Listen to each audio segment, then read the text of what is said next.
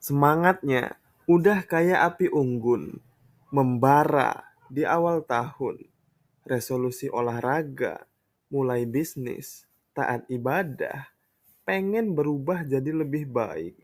Tapi seminggu berlalu, masih aja rebahan. Scroll TikTok, main game. Besok aja deh mulainya. Tapi sayangnya, waktu besok nggak pernah datang. Sekarang udah bulan Februari aja. Kenapa ya? Kita sering punya ambisi besar, tapi susah banget buat mulai. Di video ini, kita bakal bahas kenapa kita terjebak dalam lingkaran ambisius tapi malas. Dan gimana cara break the cycle-nya biar tahun ini beneran jadi tahun terbaik kita. Jangan cuma jadi wacana. Yuk, mulai action sekarang. Gue dulu juga gitu. Punya mimpi segede gunung. Tapi rebahan lebih enak. Niat mau produktif. Malah nonton YouTube sampai sore. Tapi, kenapa ya? Kenapa banyak dari kita ambisius tapi malas? Apakah ini kutukan? Atau ada penjelasan ilmiahnya? Di video ini, gue bakal bahas jawabannya dan solusi biar kita bisa keluar dari jebakan ini. Gini, banyak dari kita punya mimpi gede, mau kaya, mau sukses, mau sehat, mau jadi yang terbaik di bidang kita. Tapi pas waktunya kerja keras, malah main HP, rebahan, atau nunda-nunda. Kenapa bisa gitu? Sebenarnya ada 3 alasan utama kenapa kita sering kayak gini. Dan tenang aja, gue juga bakal kasih cara buat ngatasinnya. Alasan yang pertama, otak kita tidak didesain untuk ambisi besar. Tahukah lo bahwa otak kita itu lebih suka kenyamanan daripada tantangan? Secara evolusi, manusia tuh didesain buat hemat energi. Dulu, manusia hidup di alam liar, makanan susah didapat. Jadi, otak kita otomatis menghindari kerja keras yang nggak perlu. Hasilnya, ketika lo mikirin sukses, otak lo suka. Tapi pas disuruh action, otak lo bilang, santai dulu lah. Otak kita secara alami lebih memilih kenyamanan daripada tantangan. Karena evolusi manusia yang dirancang untuk menghemat energi. Namun, kita bisa mengatasi kecenderungan ini dengan strategi yang tepat. Mulailah dengan langkah kecil, micro habits, dan pecah tujuan besar menjadi langkah-langkah yang lebih spesifik dan realistis. Beri diri sendiri reward setelah menyelesaikan tugas untuk membuat otak mengasosiasikan kerja keras dengan hal yang menyenangkan. Visualisasikan hasil akhir untuk memotivasi diri dan ciptakan lingkungan yang mendukung agar lebih mudah untuk action. Gunakan teknik 2-minute rule untuk memulai sesuatu tanpa beban. Fokus pada proses daripada hasil. Dan jangan menunggu mood yang tepat. Karena mood biasanya datang setelah kita mulai. Buat diri bertanggung jawab pada orang lain. Dan lakukan refleksi mingguan untuk mengevaluasi progres. Dengan konsistensi dan komitmen, kita bisa melawan rasa malas dan mencapai tujuan. Karena progres kecil lebih baik daripada menunggu kesempurnaan. Alasan yang kedua, kita ketagihan dopamin instan. Pernah nggak lo bilang, main HP bentar aja deh. Tahu-tahu udah 3 jam. Nah, itu karena dopamin.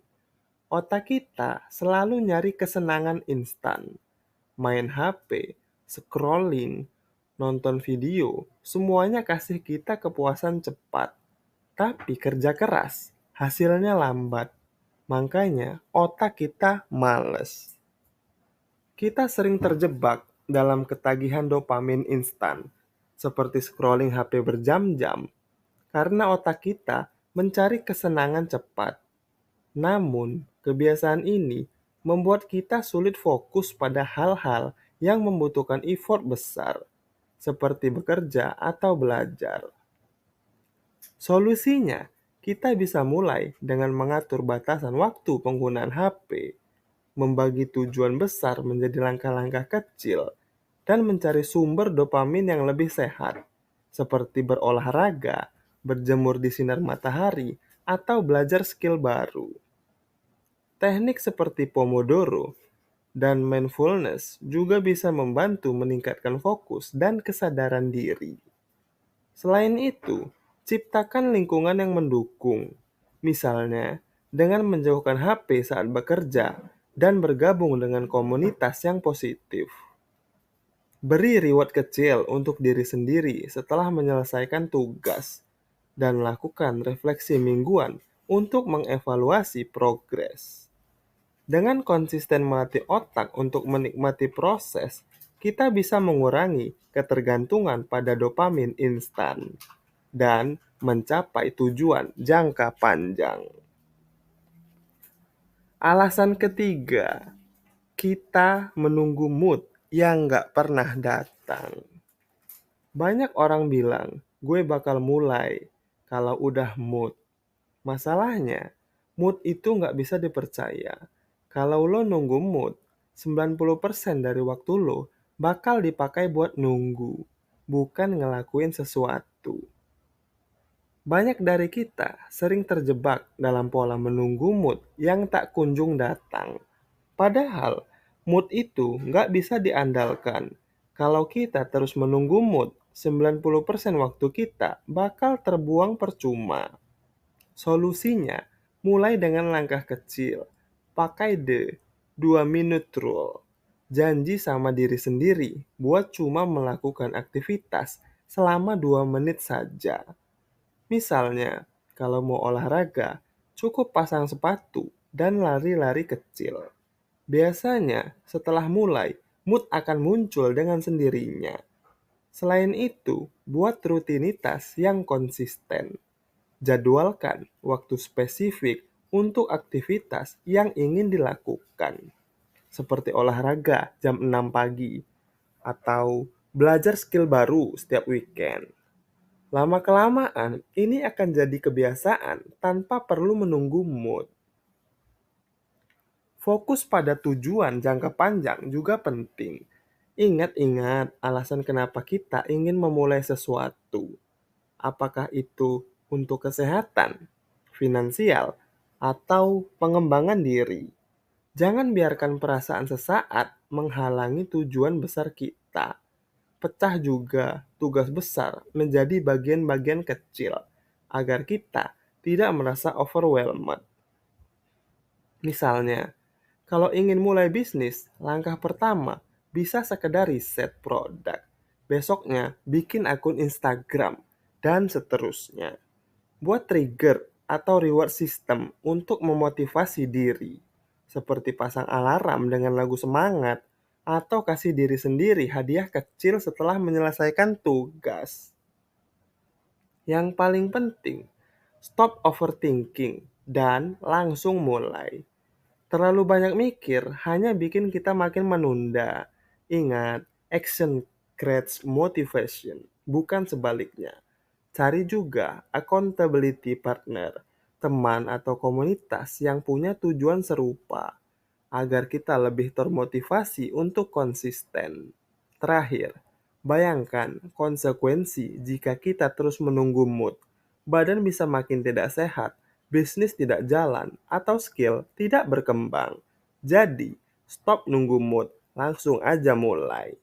Sekecil apapun langkahnya, itu sudah lebih baik daripada hanya menunggu dan berharap semuanya berubah sendiri. Yuk, break the cycle dan mulai action sekarang. Jadi, Kalau lo merasa ambisius tapi malas, itu bukan kutukan. Itu cuma cara kerja otak lo. Tapi kalau lo ngerti cara hack otak lo bisa berubah. Dan ingat, sukses itu gak butuh langkah besar. Yang penting lo mulai dulu. Sekarang, coba tulis di komentar apa hal yang sering lo tunda dan gimana lo bakal ngatasinya. Gue pengen baca jawaban lo.